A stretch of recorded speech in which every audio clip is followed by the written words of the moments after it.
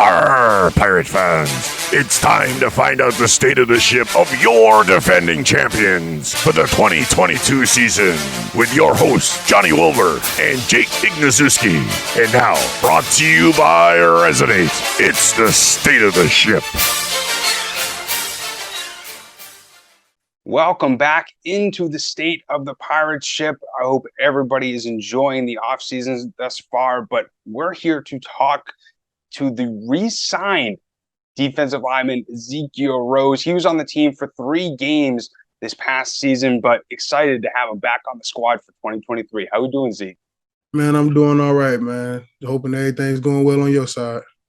Yeah, super excited for the season to start. It's pretty crazy, getting the building blocks of the roster for 2023, and we're certainly happy to see your name as part of one of those. So how's your offseason been going so far? It's actually been really well. Been finishing up some rehab. Actually got a chance to go home, see my family. I'm here right now, actually, with my family. Been doing a lot of working out, dropped some weight. Man, I feel great. And you just spoke about the rehab. How's that been going? It actually went really well. I'm not done with it. Like, I don't think I'll ever be done with rehab because, like, it's some mornings I wake up and it's still stiff. But, like, as I go throughout the day, I do small rehab things. You know what I'm saying? A couple of leg curls here and there, just standing still or something like that, just to keep it active throughout the day.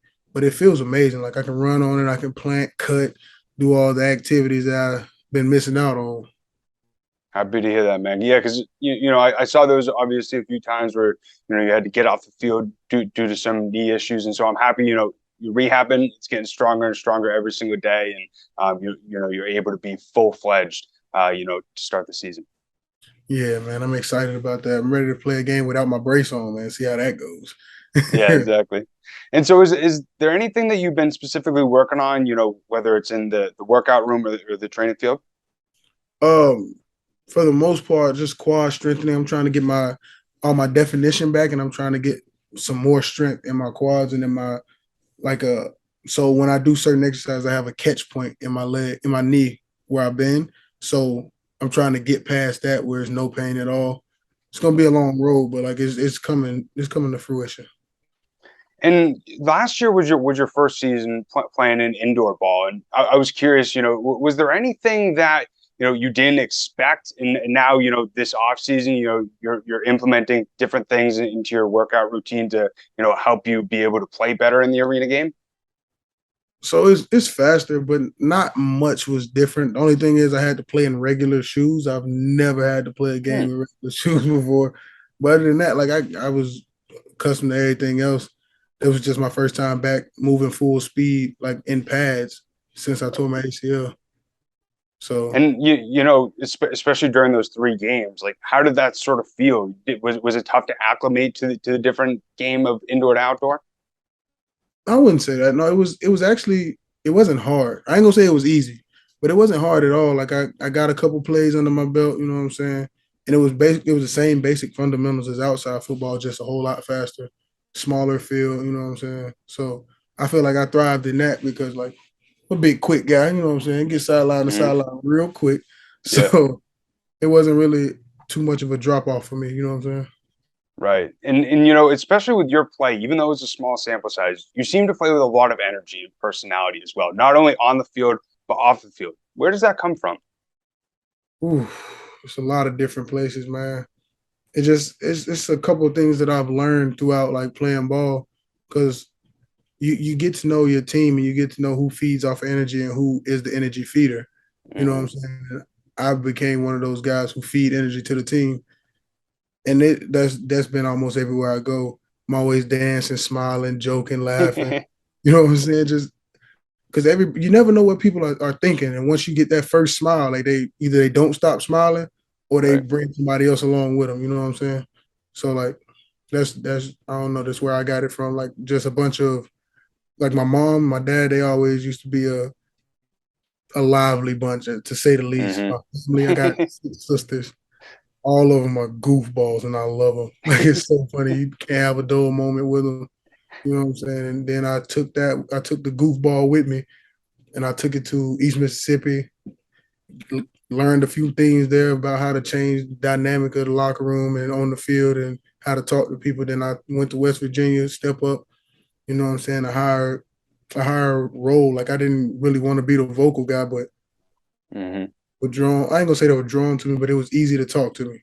Like they, you want something done, talk to Zeke and he'll talk to the coach. He don't mind putting his voice out there.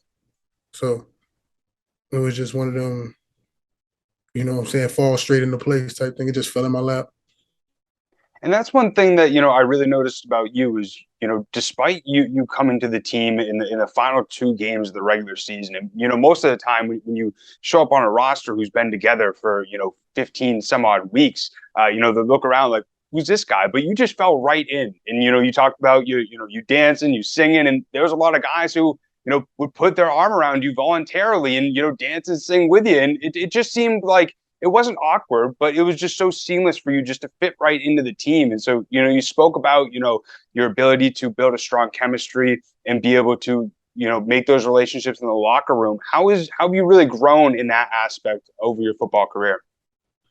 So I used to be a quiet, active guy. I used to always coach would always say, lead by example. And that's like after middle school, because in middle school, I ain't gonna lie, I was a little crybaby. I didn't want none of that to be like going on with me. But after I hit high school and I realized like, dude, you're too old for that. Come on, bro.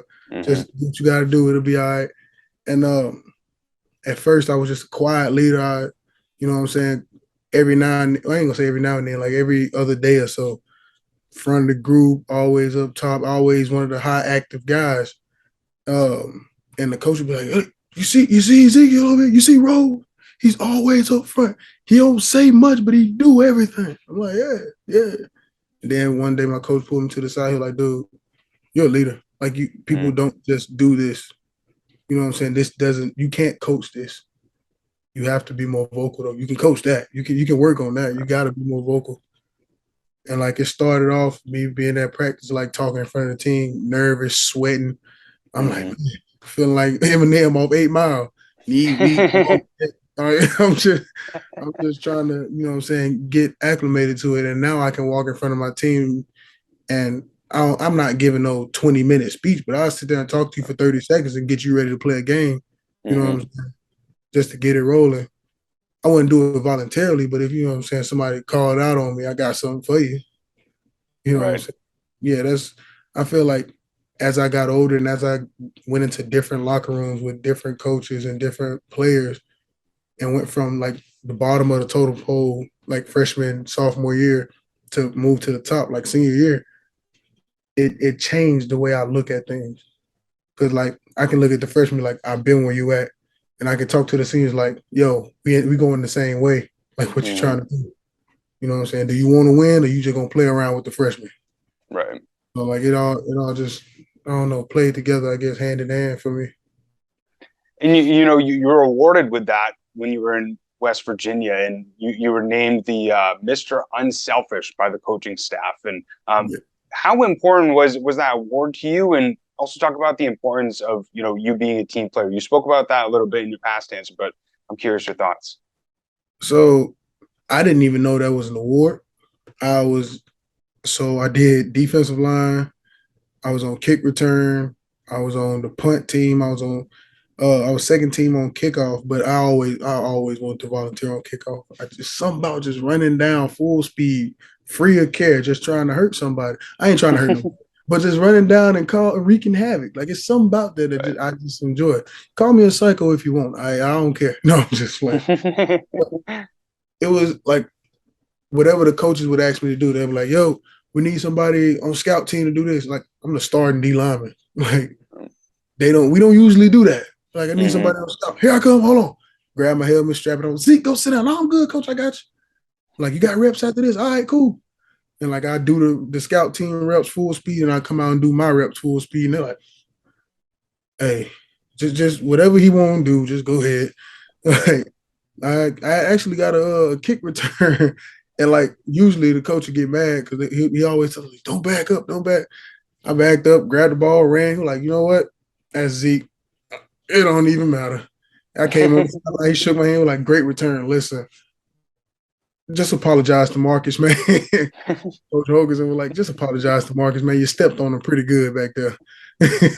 But other than that, like, it's it was always you know what I'm saying, just get out and do as much as you can, add value to yourself. Like that's what I was Mm-hmm. that's what I was all about. And it paid off, you know what I'm saying? Mr. Unselfish. They wanted to give me other awards, but it was also other people on the team that did like they kind of did what I did, and it was actually pretty cool to see it being distributed out. Right, and especially that the word chemistry, that was something that Toby's Johnson, former defensive lineman for the Pirates, spoke about was so important for the 2021 team, and being able to hoist up that trophy at the end of the season was that chemistry that they built in the locker room. And from your experience, getting that award, and also being a team player and the importance of chemistry. What's your mindset going into the 2023 season? Trying to build a strong chemistry for the Pirates. I feel like being open minded because some guys they're not used to that being able to like build that camaraderie that fast. Like some guys like you be too friendly and they'll be like, "Hey, hold on, partner, what's wrong with you? You all right over there?" They put their guard up, which I understand. Like that's a very understandable thing, especially from some of the places that people come from. Like where I come from, that's a normal thing. But like after I stretched out and I ventured off, I was able to see like it's not always like that. You know what I'm saying? I treat people with, you know what I'm saying? I act the same way to everybody until they like show me I shouldn't act the same way with them. You know what I'm saying? Right.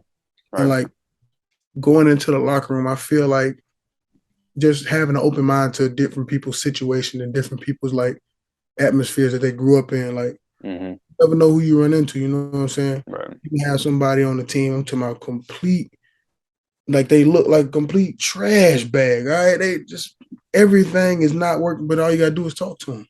You Right. give them to open up, you'll understand where they at, and you can help. Like I ain't even gonna say help them out. You can, you know what I'm saying, let them feed off your energy until they can have their own positive energy. Yeah, I think that's the best way to go about it.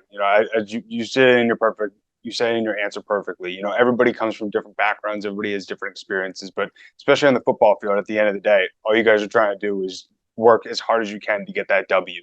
And you guys were able to do that for the most part when you were on the team with the Pirates, other than obviously the loss to Quad City in the playoffs. But how did you really enjoy your first season with the Pirates, despite it being a small sample size? I actually enjoyed it a lot. Like most of the guys, it wasn't a big team, but the guys that were there and the guys that were active, like it was easy to, you know what I'm saying, get acclimated. It was easy to go in. Like it wasn't taxing mentally. Like physically, yeah, kinda, because like I was coming off of that injury.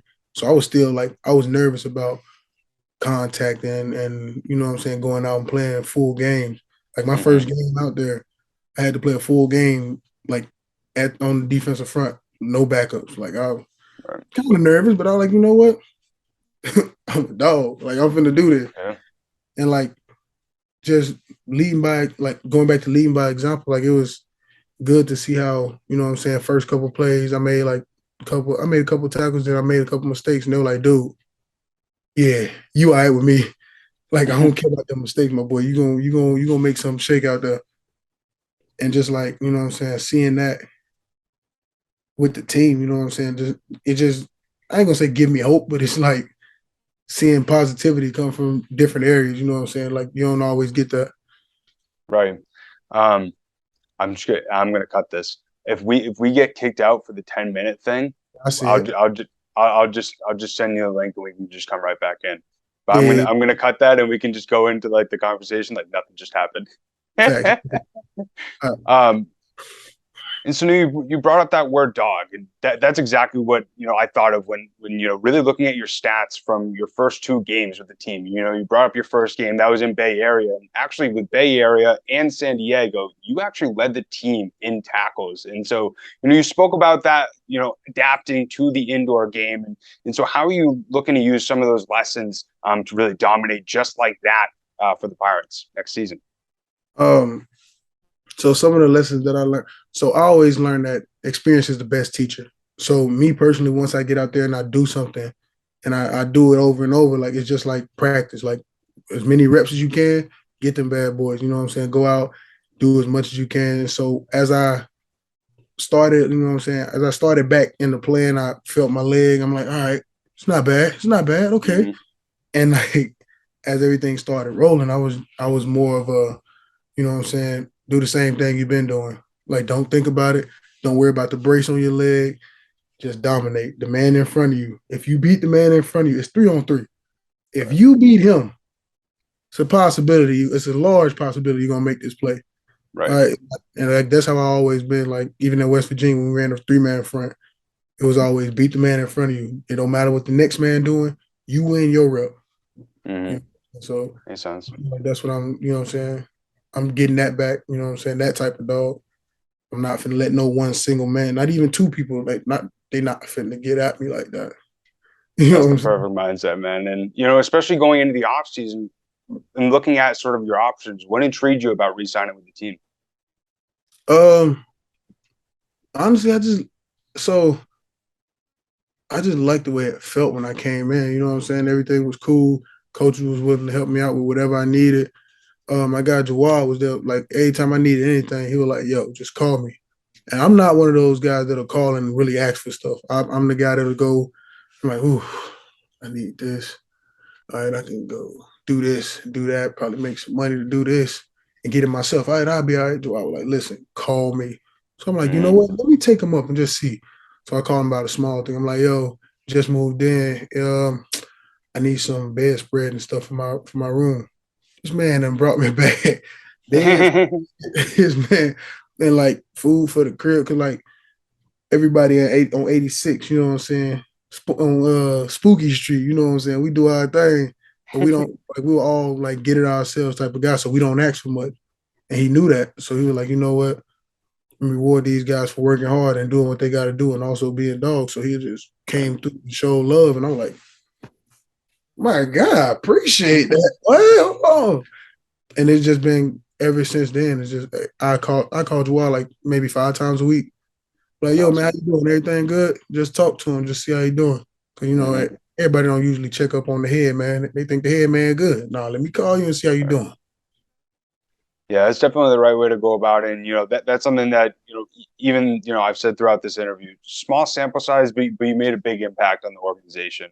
And that's what made me so excited for you to come back to the team. And throughout your off season, I was also curious as well. What was some of your favorite non-football moments throughout these past few months? Uh, I've been doing a little photography here and there, taking a couple pictures. That was probably a good part. My nephew started playing football. I was excited to watch him play. Go out there and help with that team a little bit. Then what else? I started a security job.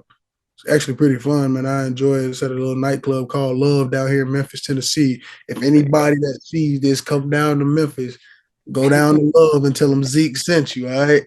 They gonna know exactly what you're talking about. They're like the big black guy with the yeah, that's me. Hey, man, it's an amazing spot, you know what I'm saying? Great little hookah lounge, but I enjoy being out there. Um, it ain't the safest place in the world, but it's safer than Right. most, all right? Um, but other than that, I got to do not a photo shoot, shoot a game with Memphis Tigers. That was actually pretty fun. Got to meet a That's lot of cool. people, get some connections, yeah. And then There you go. yeah, I'm getting ready to move to West Virginia now though. Get some uh get some extra training up there. I'm gonna train for the rest of this year and then up until camp starts in West Virginia So trying to get right. And mm, oh yeah, got me a girlfriend. It's my baby there right you there. go. It is a listen. Love that girl, man. I really do. Um, Congrats, man. no, I appreciate it. She means a lot to me. I met her like so I met her before I got up there, but it was just like the courting stage, I guess. You know what I'm saying? Mm-hmm. Excuse me, I'm sorry. You're good. And then after that, I actually went to see her and it was up from there. Like, you know what I'm There you saying? go. It was good from there. There we go. Happy wife, happy life. And we're gonna go with the sort of October theme of things. I was curious. Was there any favorite Halloween costume thinking back that you really enjoyed? I'm gonna be honest with you. I never went trick or treating, never put on a costume. I've never been that kid, man. I'm either in the house or I'm on the field. Like I'm not a party type of guy. You know what I'm saying? I don't like to be in the mix with a lot of people. I love people.